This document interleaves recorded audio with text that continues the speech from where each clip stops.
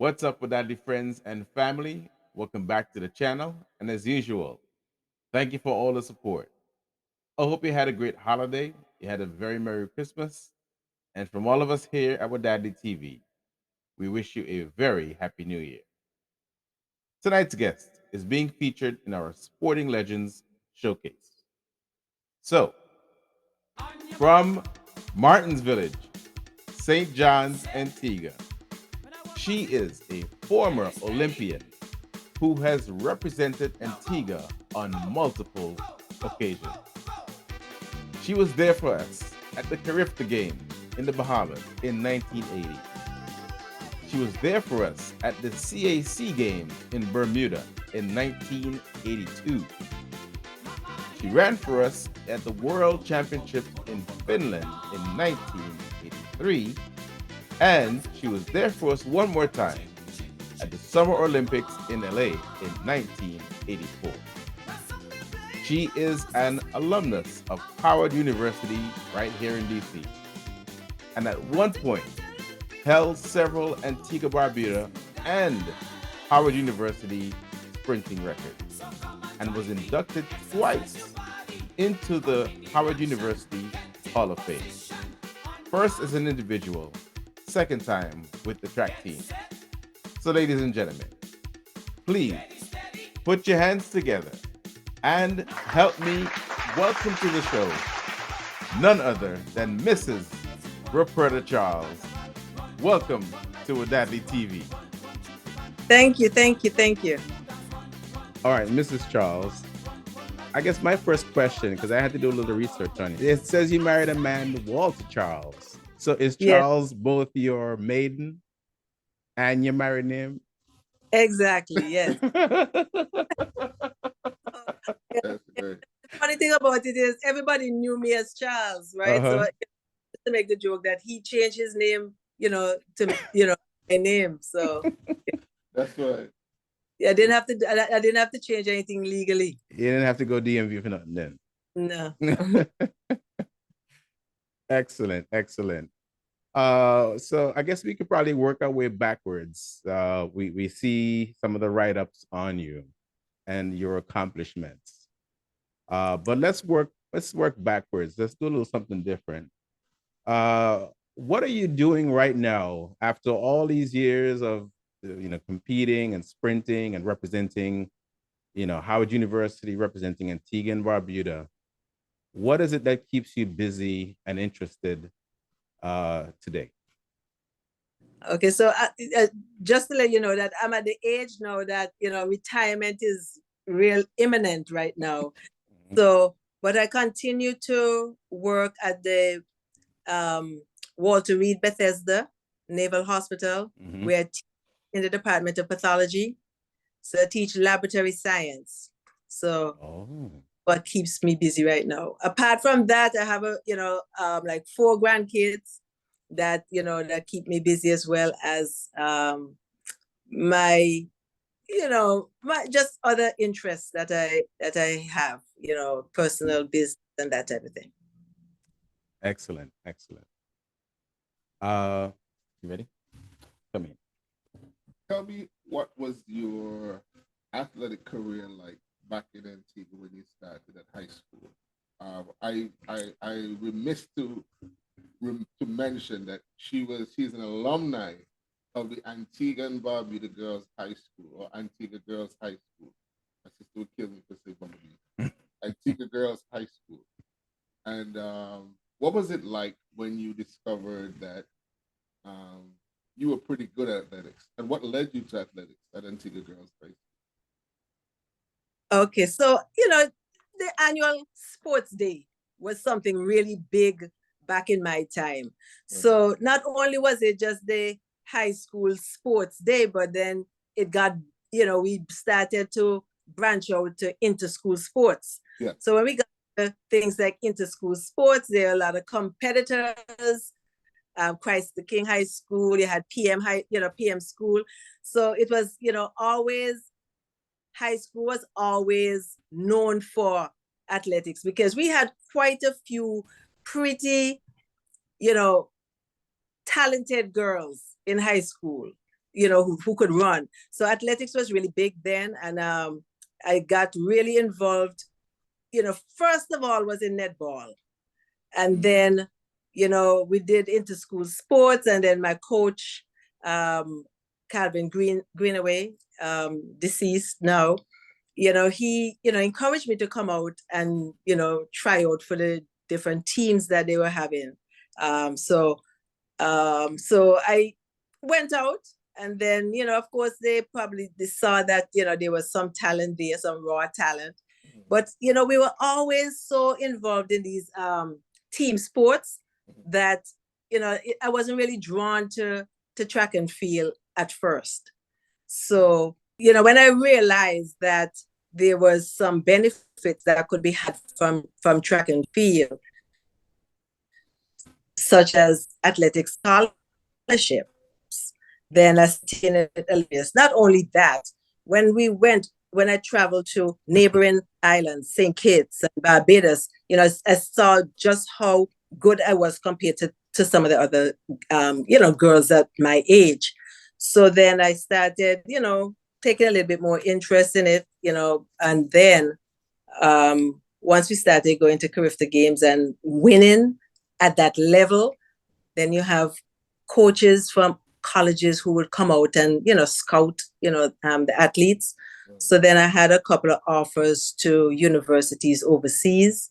So by that time, I had to really, take it real serious, because I now understood that,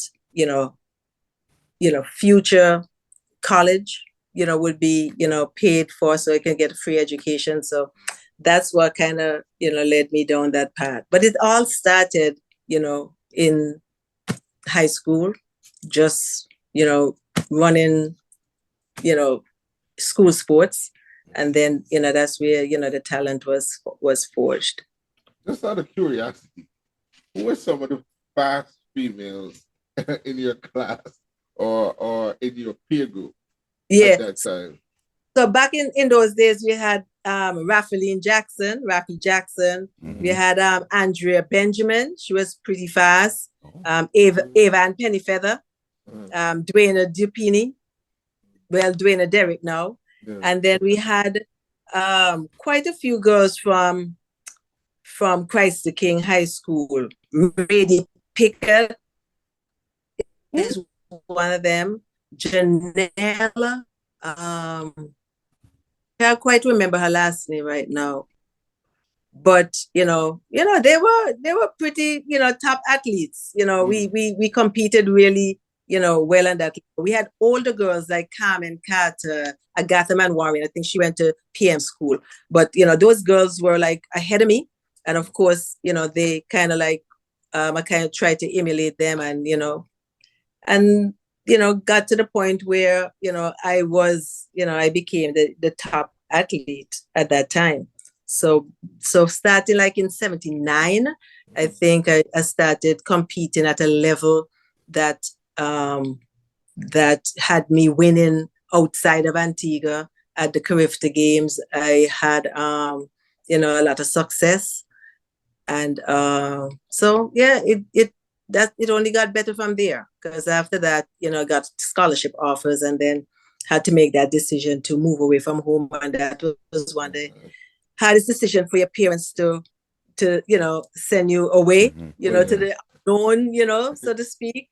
And so that was a hard decision for my parents, but it worked out in the end, out positively for me, and, and for them as well. Right. Talk to me about your training process. As a young athlete at that time, we didn't have too many gyms around. So how did you keep fit? How did you go about preparing for races? And for, how did you hone your technique at that point in time? Right. Well, we had, our coaches were nationally known and internationally known. So we had Calvin Greenaway, like I said, he was my coach, and he, coached, quite a few prominent athletes within Antigua. So he himself was an athlete. So he had to be creative because, like you said, we didn't have the facilities like, that you will expect for training athletes. So we did things like we used to run at the beach. We used to run the hills over in Paradise View. So there were certain things that could do that could build up strength and endurance, and the speed work is something that you could do on the track. So Top Field at one time was just a dirt track, and that's where it all started. At Top Field. Right now, Yasco, it's a fairly decent track that they have there now. But prior to that, it was the grass track. That was just a makeshift track whenever there was sports day at recreation grounds or sports day up at Top Field. So, but even though we didn't have those facilities at that time, we still got the training done, and we're still able to compete when we went overseas with the other athletes, the Jamaicans, the Bahamians, the Trinidadians. So we're still always at a level that was competitive on that regional and that international level. Kind of reminds me of the which Rocky movie was that? 3 with Ivan Drago. Yeah. Ivan Drago's got all the machines, and Rocky's just out there just running up and down the stairs and just running up and down hills and whatnot. I guess you don't always have to have the machines, right? Because the machines really just emulating, the natural environment that would give you that type of stress. And so that's so kudos to you for your accomplishments, doing all of what you did without the benefit of the modern technology at the time. Right. So we celebrate you. Congratulations on all of your accomplishments. I understand that your kids are following in your footsteps, that they are also athletes. Tell us about them. So I have 4 kids. Of the 4, they all participated at some level. They started out in school, at church competition, basketball, soccer, t-ball, always had them involved in some extracurricular activity, some sports activity. But it was not till they got to high school that, that I really didn't push them, because I knew what it was like, as a child from 13 years old, 13 till whenever I went to the Olympics. It was just always, training, and summers were traveling and competing. So, I really didn't have that childhood that, you do all these things other than track and traveling, and, so it was more of a professional environment that I had, from those teenage years up to, it was like my job.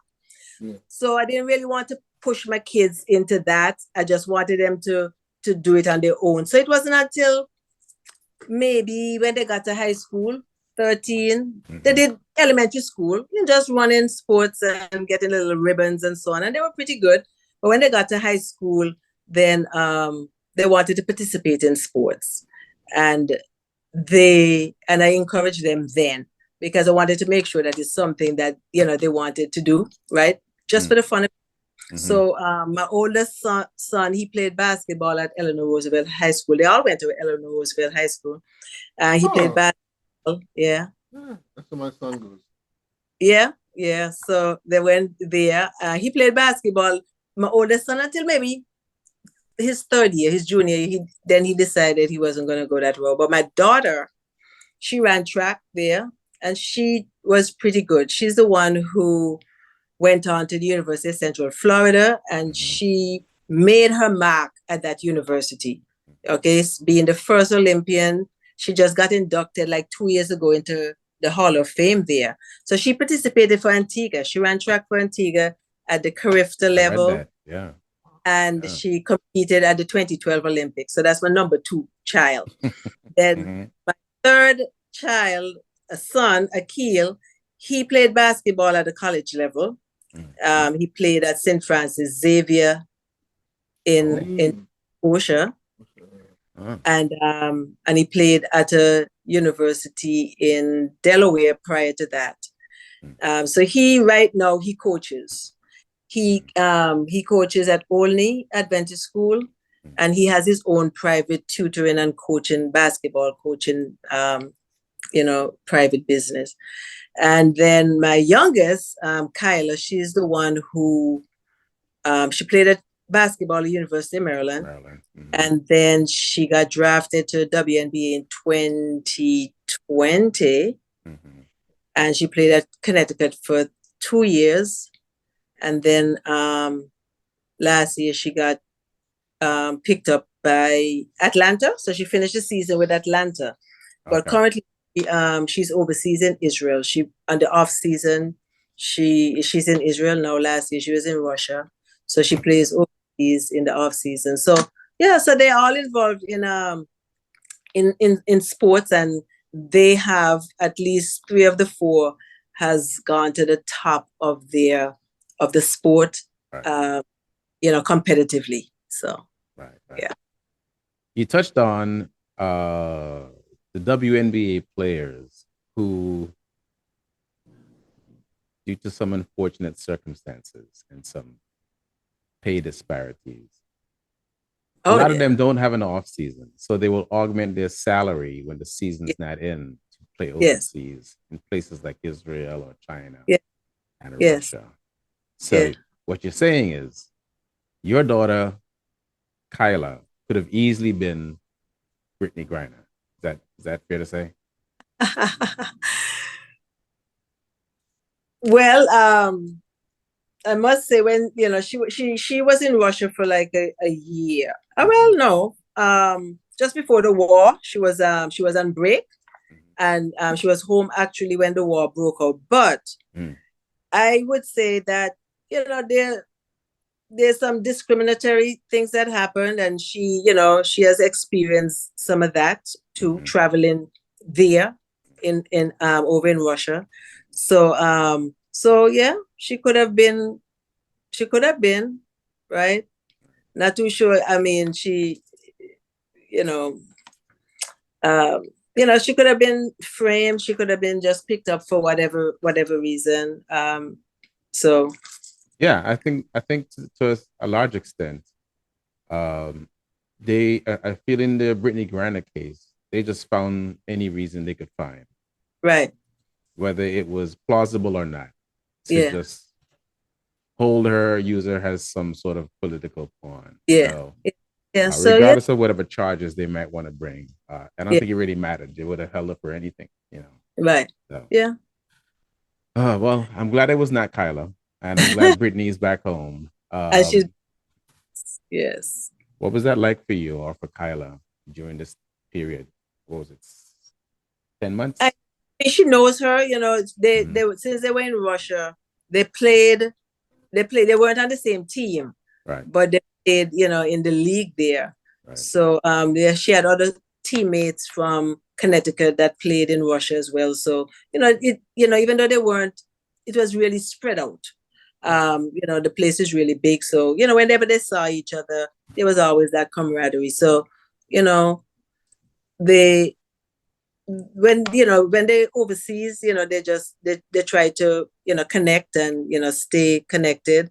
But I know it was for her, it was kind of hard because these are people that she know from the league, and they know that they're discriminated against, females, and of course due to the color of their skin as well, they kind of discriminatory thing because it's there, whether subtle or blatant, they know it's there. So I know she was very concerned, just like most of the the WNBA, trying to get her back home and putting her name out there and making sure that it stayed current and at the top of the news cycle at the time. Yeah. So, Wow.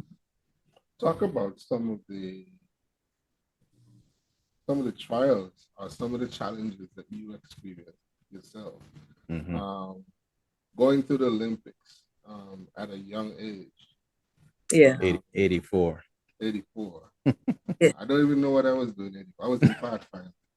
You Brother know, decided Banyo. trouble. But and what was it like then? Going through all of that. I know '84 there were a lot of security ordeals, and just having to go through the process of being in the Olympic Games. What was it like for you?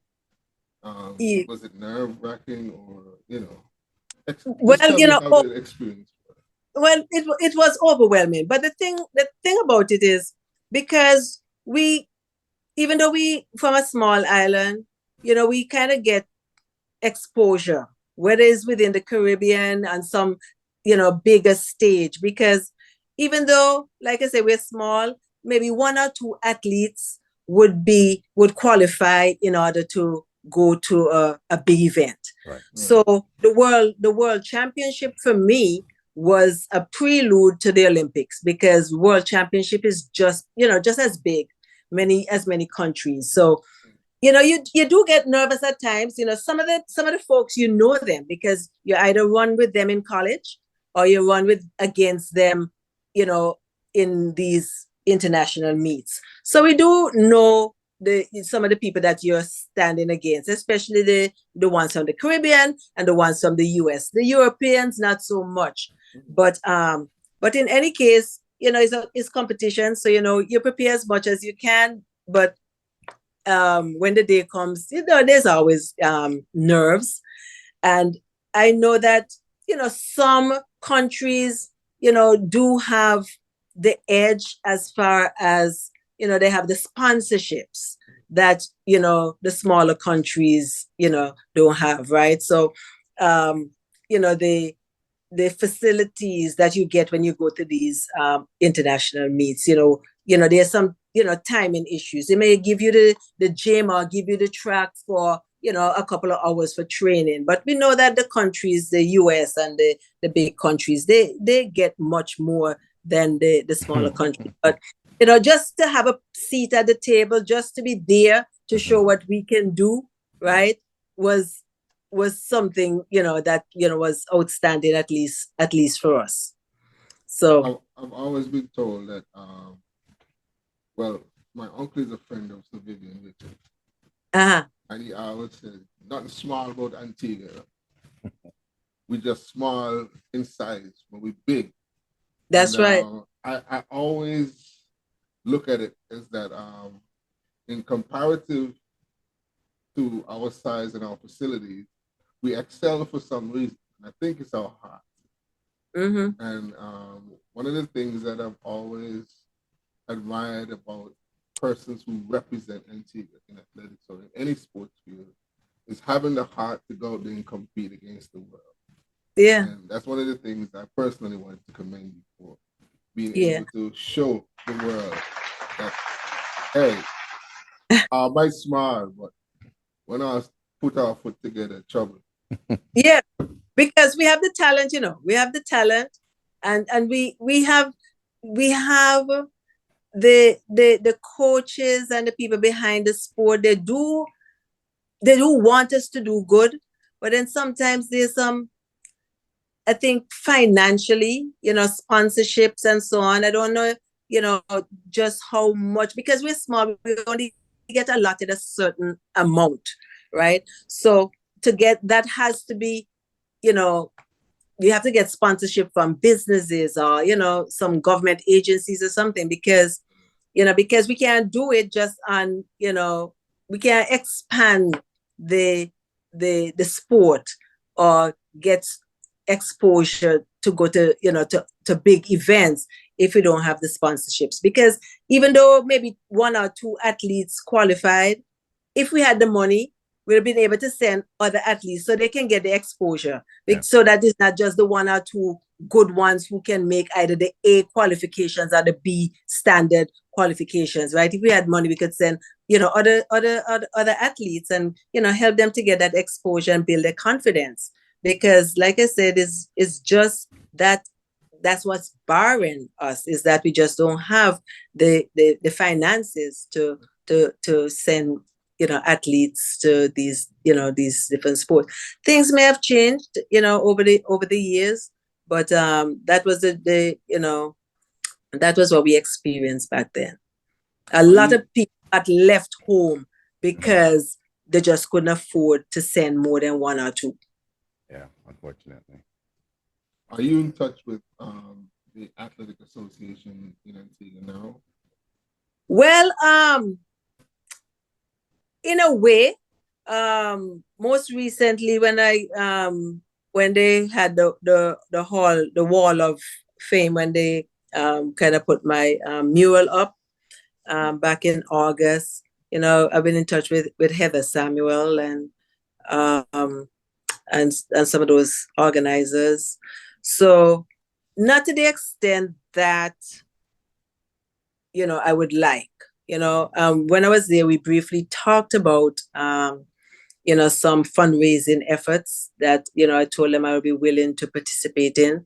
You know, once they, they broadcast it or they get it together, I'll be willing to do it. And, you know, kind of like I'm always there on the fringes, because whenever anybody has an athlete coming into the US or they, you know, need some advice, you know, they'll call and I can, you know, tell them, you know, put them in a different direction, you know, put them in touch with other people who, you know, would you know, can help them along. So I'm always there, you know, and people do reach out to me from time to time to get some advice with, you know, athletes coming up for the first time and, you know, get some perspective on what to expect, you know, when they're coming away to scholarships. What was that like?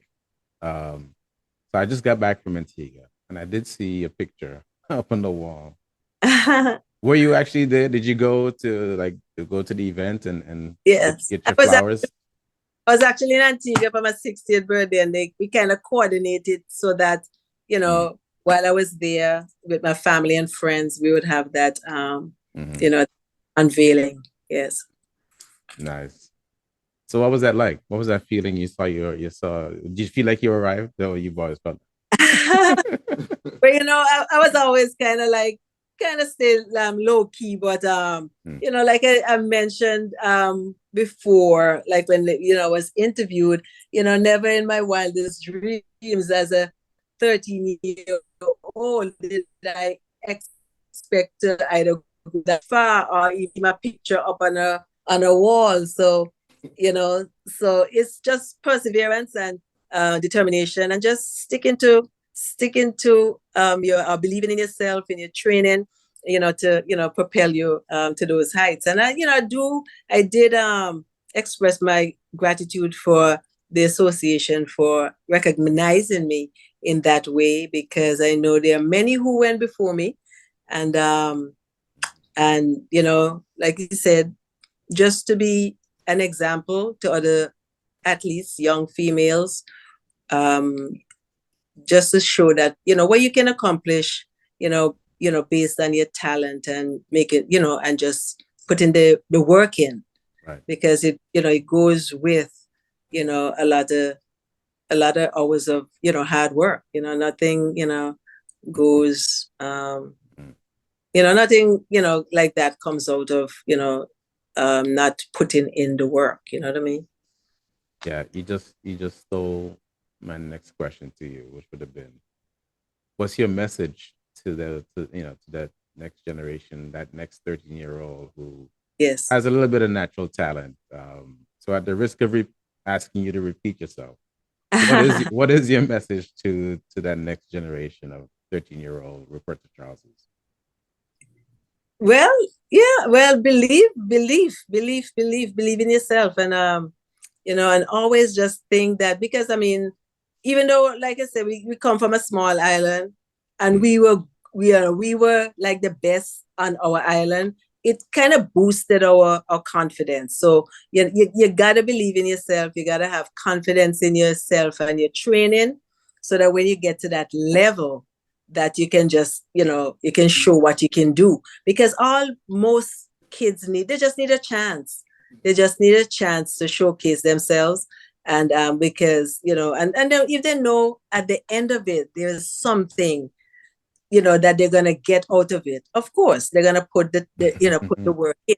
Mm-hmm. So to that young person, just believe in yourself, stick to your training, work hard, and you will reap exactly what you sow. You know what I mean?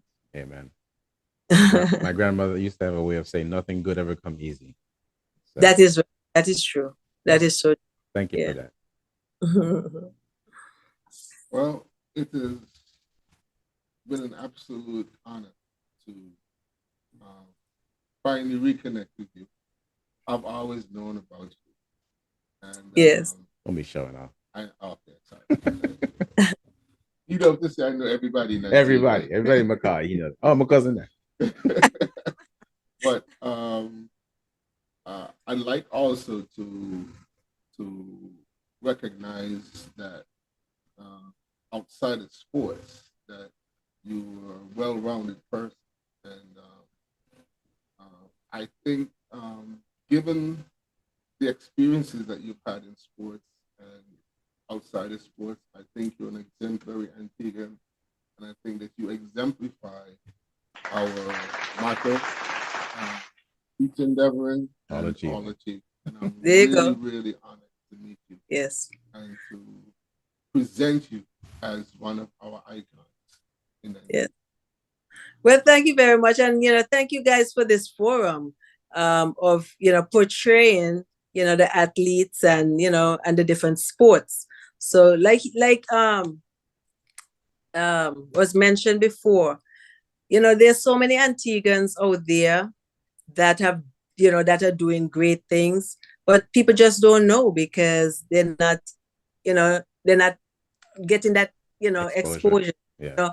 You know, either it doesn't get back to Antigua, what they're doing abroad, But I try to keep in touch, like when my girls, well, the first one she was connected because she was running for Antigua, but then the younger one, I would let them write stuff in the newspaper.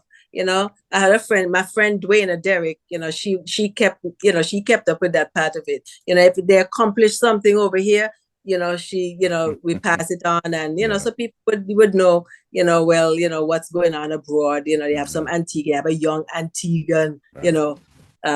that's doing something, overseas. So I like to, keep up in that way as well. So, what you guys are doing is, reaching back, looking at, the older athletes who have accomplished something. And I mean, of course, that this type of forum is only benefit, the island, the country, and show that, there are Antiguans out there that's doing, Doing the damn good thing. work and doing good things. And, it's only fitting that you guys should showcase them. So, Thank you. I'm really impressed with your TV program, and wish Thank you you. continued success. Yeah. Thank Maybe you. you Thank you. girls on at some point in time. I'm sorry? Maybe you'll get my girls on at some Oh, point in time. Oh absolutely. Would yes, love to have them. definitely. Absolutely. All of them.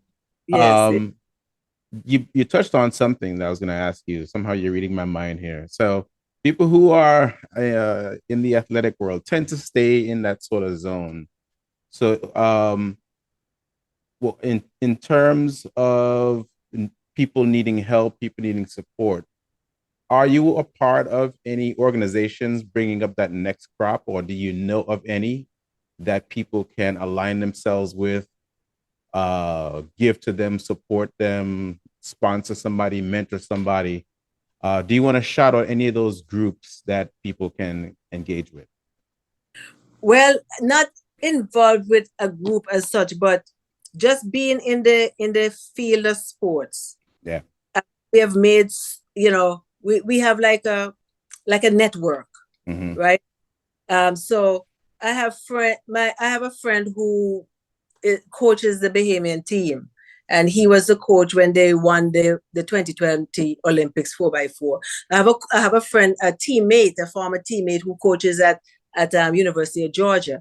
So we have people all over, just a network of friends all over Mm-hmm. the world that are still involved in sports. So you know if something comes up, or a need to call on a favor or a Mm-hmm. friend, or know somebody who is always somebody who knows somebody.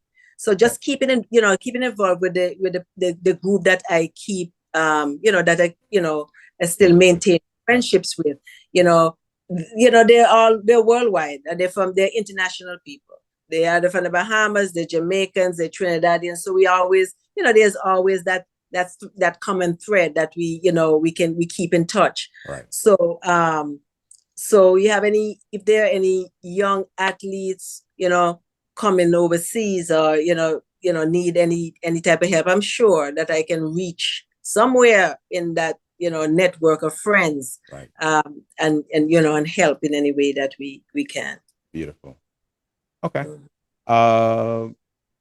Do you want to put your social media out there so people can follow you, contact you, subscribe to you, or are you not ready with that? Yeah.